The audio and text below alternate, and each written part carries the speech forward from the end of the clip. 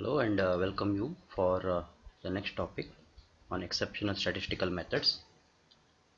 In this lecture, we'll be studying or looking into something called as survival analysis, and we'll be looking into a concept called as Kaplan-Meier estimates, which is a probabilistic model for the survival analysis curve.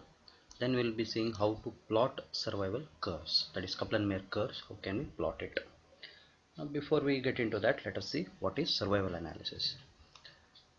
Survival analysis, it is used to analyze data in which time until the event is of interest occurs. In simple words, it's a dichotomous response that you can think of. In the dichotomous response, you can choose one of the outcome as your required event. You can set it as the event of interest. Now, once the patient or the subject starts the time t, it's a time series event from the beginning up till that particular patient or the subject attains that event of interest. Say for example, event of interest is cure of the disorder. The other side of the response is the disease is not cured, cured and not cured. Now you start a treatment at t is equal to 0. The event of interest is cure. So up to what time he is not cured? So particular time he is getting cured now. So after that time his disease persists. That is one way. Another thing may be like due to infection a person dies. The alternative response for that is he doesn't die. So event of interest is death. So time until which he doesn't die, uh, that is the survival analysis or survival time. It was originally designed for medical research, now widely used for most of the data analysis. Now remember one thing, the time duration is relative. Relative in the sense, when the subject begins the experiment, enters the experimental design, at that time consider it as t is equal to 0. He might have joined the experimental design or course at any given amount of time, at any time he may join within the time frame of the study. So that time, beginning time, is called as 0th time.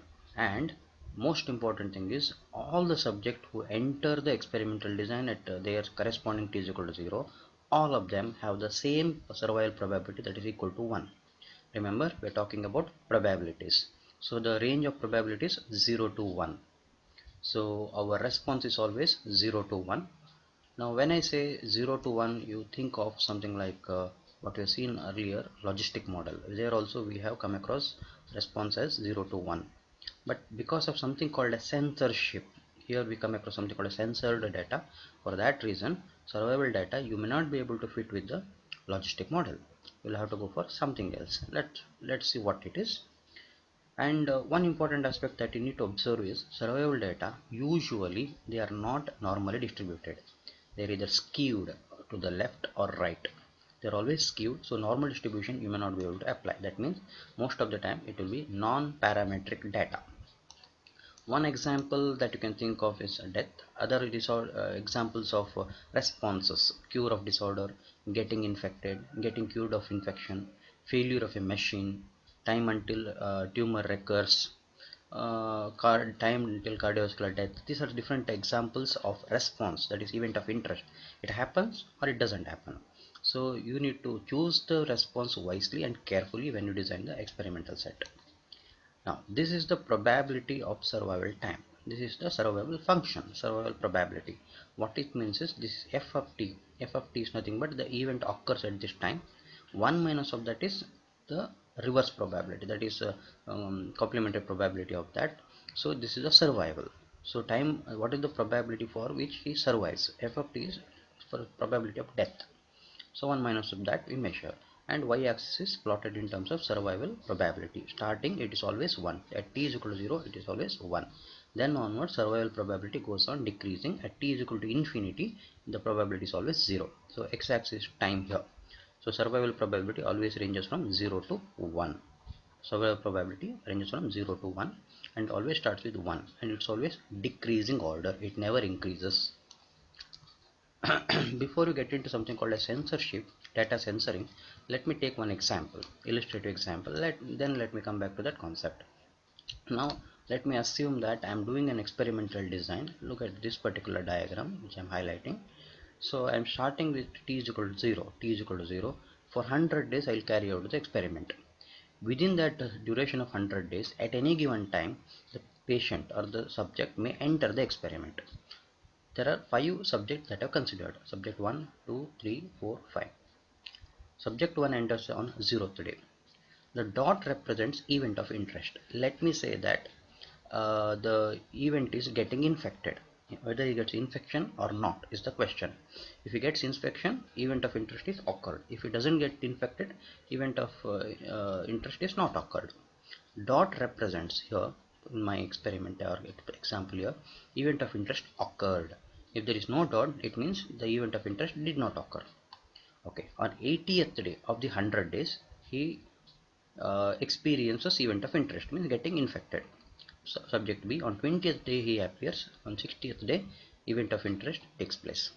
Now let me take about this case here. So out of 100 days I have traced him from 0th day to 100 day. Of that 100 day, on 80th day the infection appeared, that means event of interest took place. For this patient, he started from 20th day, he was there till at the end, maybe 20th to last day, that is total 80 days I have analyzed him. On 40th day of his, not the total, his 40th day, 20 to 60, 40th day the infection was observed. Now the third subject, on 10th day he appeared, means total 90 days is there, but on his total 84, but his 74, he started on 10th day, on 84th day he left. 84th day of my experiment, for him it is 10 to 84, that means his 74th day. On the day 74 he left the experiment. After that what happened I do not know. That means whether the event of interest took place or not after this 84th day, it is unknown. That is called as censoring. It means he was there up to 74 days. For 74 days he was there in the experiment. On 74th day he left the experiment. Without After that what happened, the tracing is not there, his data is censored. Similarly, another subject, 15th day he entered, so total 85 days he was there in the experiment. That means till the end of the experiment the subject was present and he was not infected even till the end of the experiment. That means here 85th day, that is end of the experiment day, still by that time he was not infected, event of interest did not take place. That is why I am writing it as 85 plus. So this plus symbolizes censored, the data is not available regarding whether event occurred or not, or in simple words, event did not occur on this particular day. After that we don't know. So similarly this 5 to 45, on 40th, his 40th day the event of interest took place. For 95 days he was traced. Now this delta represents whether event occurred or not. If it occurred, on which day of the particular person, starting with 0, his time entry as 0. So this is data normalization. Normalization in the sense, starting from 0, 80th day event occurred. Starting from his 0, 40th day for him the event occurred. From his 0th day starting, on his 74th day he left, that is censored. On 85th day censored, on 40th day event occurred. Now this, there are different entry times, so let us normalize that to a common starting point, t is equal to 0. So I am just normalizing all the entry points. So this particular value I am writing here, 80, 40, 74 plus I am writing there is no event occurring, 85 plus I am writing there is no event occurring. So instead of 0 to 100, my experiment reduces to 0 to 85 now. Now this particular data can be written, instead of drawing all the graphs, it can be written as 80, 40, 74 plus. In terms of just numbers it can be written. Remember, it is in the order of patient number, not any ascending or descending order. You can say that it can be written in this order. Plus symbolizes data is censored. Instead of plus you can also have, a or star written above the name, the number. Along with the number there could be a star or a for a survival analysis data. So here I have a question for you. You can pause the video, you can read the question, and you can think of the solution for it. Pause the video and think about it.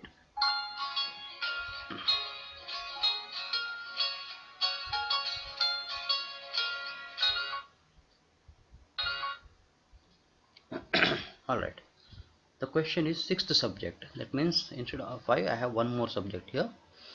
He starts on day 0. Day 0 he starts. Event occurs on his 74th day. So event occurs there. So how do I represent it here? Data. In this particular data, how do I represent? So it starts from 0 up to 74th day. It's something similar to this. 0th day starts 74th day. But here there will be a dot. So it will be represented as simply 74. That means on 74th day, exactly on 74th day, there is one event of interest occurring. Also, there is one patient who is censored. So it is possible. Remember, on a given day, multiple outcomes are possible.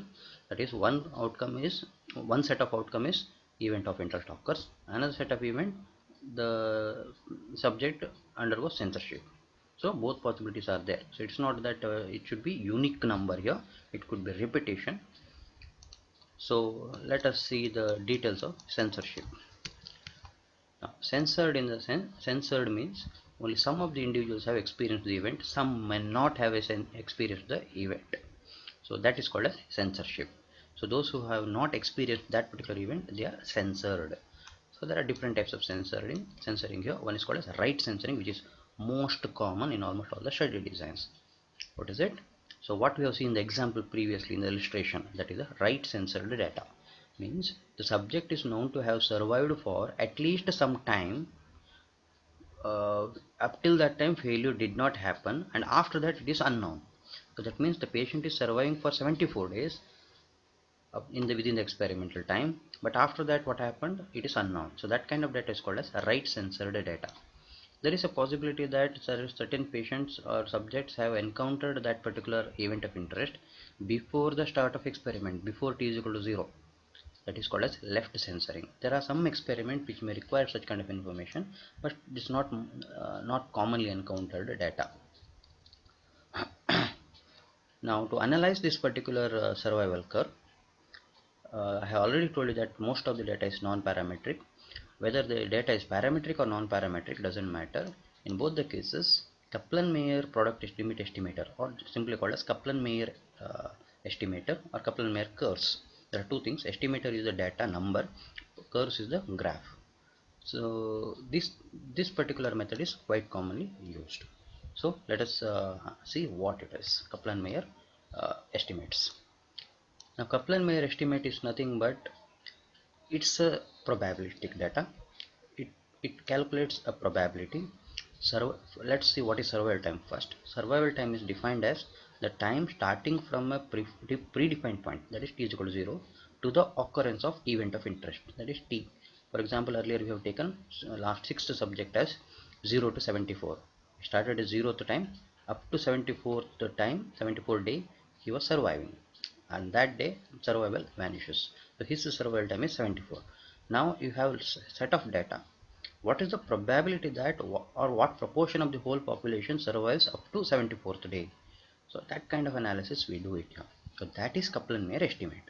So Kaplan-Meier survival curve is the probability of surviving in a given length of time, where time is considered in small intervals. So you will take a set of subject, you will find out what proportion of the population can survive up to 74 day, up to 80 day, up to 60 day, a particular time interval you take it, up to that time what proportion survives. So the important aspect here is survival, not death. So it means the event of in simple, up to what time that event of interest doesn't take place. So that's what you have to see, and you have to measure the probability of such event. Survival probability, you can define it as product of probabilities. That means at a given time interval you can have a probability of event occurring.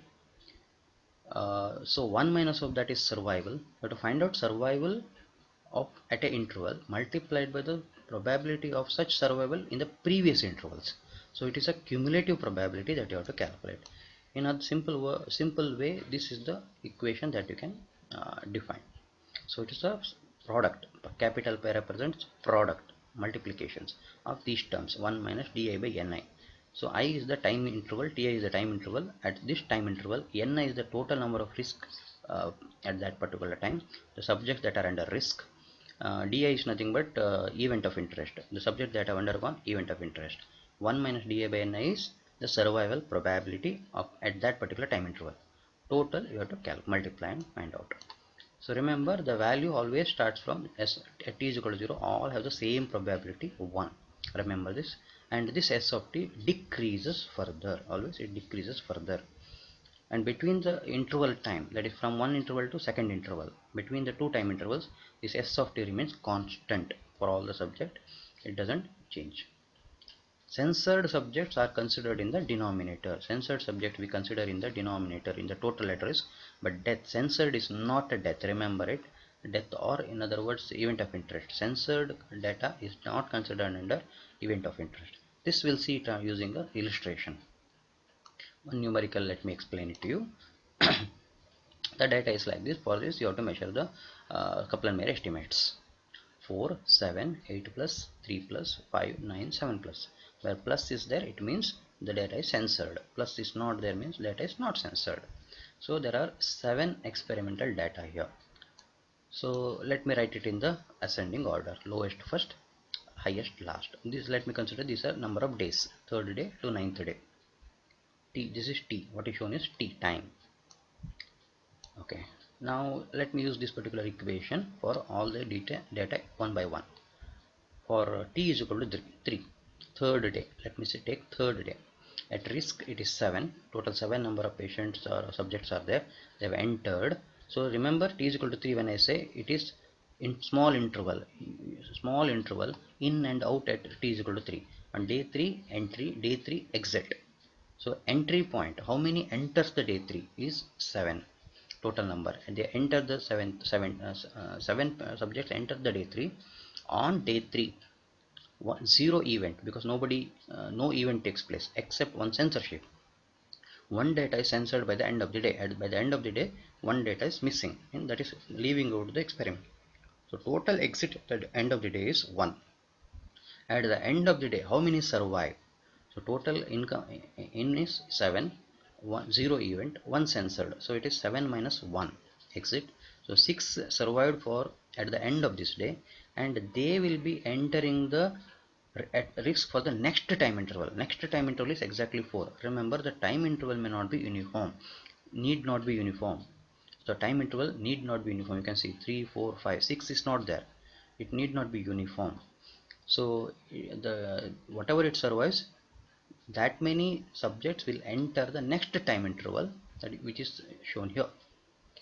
So the Kaplan-Meier estimate, you can calculate it as survival probability for t is equal to 3 multiplied by survival probability till t is equal to 3. So previous time is 0. For 0th time survival probability is 1. That's what it starts with. So at t is equal to 3, survival probability is 1 minus d divided by n. 1 minus d event divided by total at risk, 0 by 7 multiplied by 1. This is 1 into 1 is equal to 1. Similarly, let us analyze for other time intervals. 3, 4. So at the end of the day 3, it is 6 remaining. So same 6 will enter on day 4. For day 4, 6 enters, 1 event takes place, there is no censoring. So at the end of the day 1 leaves the experiment because of event occurrence. 6 minus 1, 5. These 5 subjects will enter day 5. They are at the risk on day 5. Okay, let me see for day 6, day 4, sorry. Day 4, 6 enters, 1 event takes place. That is 1 by 6. Out of the 6, 1 event takes place. So 1 minus 1 by 6 is the survival estimate for day 4. Till day 3, that is 1. So 1 minus 1 by 6 multiplied by this 1 is equal to 0.833. Similarly, let me take for the case of 7. On 7th day, there are 4 entering the day 7. 1 event occurred, 1 censored. So total left is 2. Total survived is 2. The 4 minus 2 is 2. So on sorry, this is 7, t is equal to 7. For 7th day, it's 1 minus 1 by 4, that is event divided by total, 1 minus 1 by 4, that is equal to multiplied by till previous day, as d is equal to 5. Here 0.667 multiplied by 1 minus 1 by 4, that gives you 0.5. So you can see that censored data is not considered in calculating the survival estimate for that time period. You need to be very careful with this. Now this data is called as survival KM estimate, Kaplan-Meier estimate. This data you have to plot it in the form of a graph that is called as Kaplan-Meier curves. How do we plot the Kaplan-Meier curve? So plot probability 0 to 1 in the y-axis, x-axis time interval. Now you write in the form of uniform data 0 to 10 completely uniform, one interval each. At each given time interval, for the time that you see, draw the dots, red dots for the estimate. You can see for 0 you have written 1, drawn 1, for 3 you draw 1 data, for 4 you draw this data, for 5 you are drawing this one, 6 nothing is there, 7 you draw this, 8, 9. Now you can see that there are some extra dots that are written which are not there. Now the thing is, it's a step curve in the sense 3 I may not be able to explain you in that way, because entry and exits have the same probability, whereas 4, let me take the case 4. When it enters the day 4, it has the survival probability of 1. The survival probability of 1 is when it enters the day 4, but when it leaves the day 4, the survival probability is 0.833. So from 1 to 0.833 it drops on day 4. This is the entry for day 4, this is the exit for day 4. Now if I take the case of day 3, entry and exit are the same probability. Entry is 1, exit is also 1. So it coincides over here. So there are two dots which is coinciding. So let me take the case of day 7. Day 7, entry is 0.667, entry is 0.667, exit is 0.5. So that there is why there is a drop. 0.8, I mean 8th day if you take, entry and exits have the same probability. Entry and exits have the same probability, so that's why it looks coinciding. So day 9, it starts with a 0.5 but ends with a 0. Now if imagine that there is no death, it survives. If there is no death, it survives. It is 1 plus answer is 1, and on 9th day experiment ends. So probability is not 0, it is 0.5. So it may end up like a flat line without getting 0. It is possible that your entire survival curve never meets 0 in your graph. In the graph it may not reach, practically it doesn't reach. So this is called as survival curve, Kaplan-Meier survival curve. You can find out the median in this curve. How do we find the median? 50% probability you identify, that is here. Take a line. When it meets the survival curve, that particular time interval is the median. Now if I see it here, it intersects the curve at 7 up to 9. It's big line, 7 to 9 it is intersecting.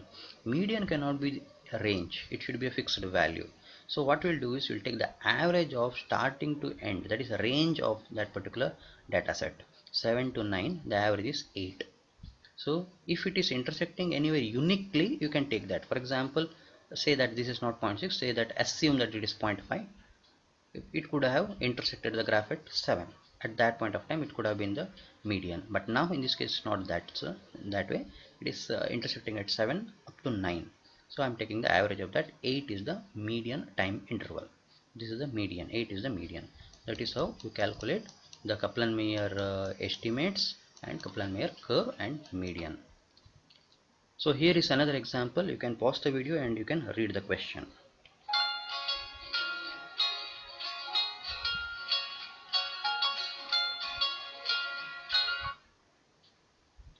Alright. Instead of explaining it in detail, I'll simply simplify the whole thing as this way. There are two data sets.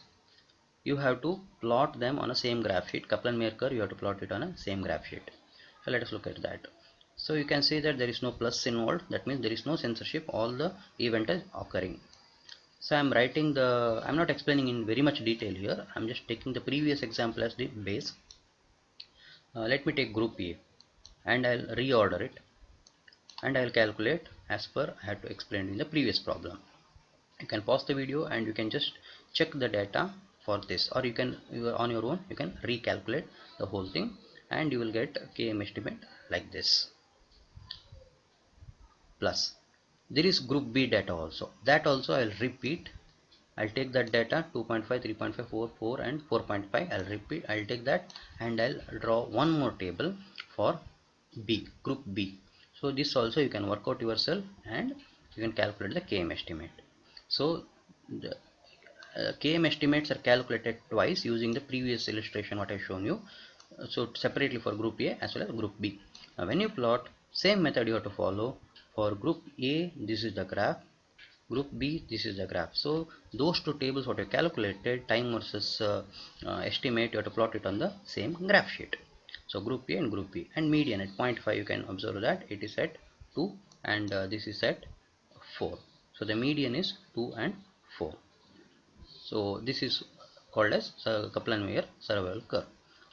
Now, to summarize what we have seen in this class, we have seen survival analysis. So we have seen the definition of survival analysis. We have observed that survival data are not normally distributed, and most importantly, all starts at t is equal to 0 and all have the survival probability same equal to 1 in the beginning of the experiment. Most important is what is your event of interest. You have to define it in the beginning. So survival curves always start from 1 and it decreases, and this is the survival function. Huge data can be censored. Right censored data is quite common, and I have given you one illustration how the data are measured.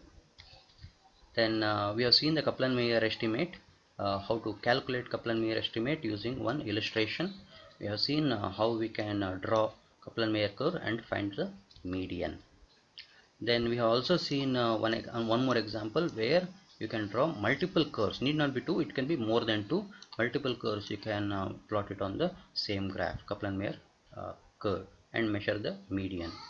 Now as an extension of it, so the Kaplan-Meier, whenever you have more than one curve, you can compare whether they are significantly same or different, whether there is a significant difference between the two or not. You can measure. Statistical test can be conducted called as log rank test.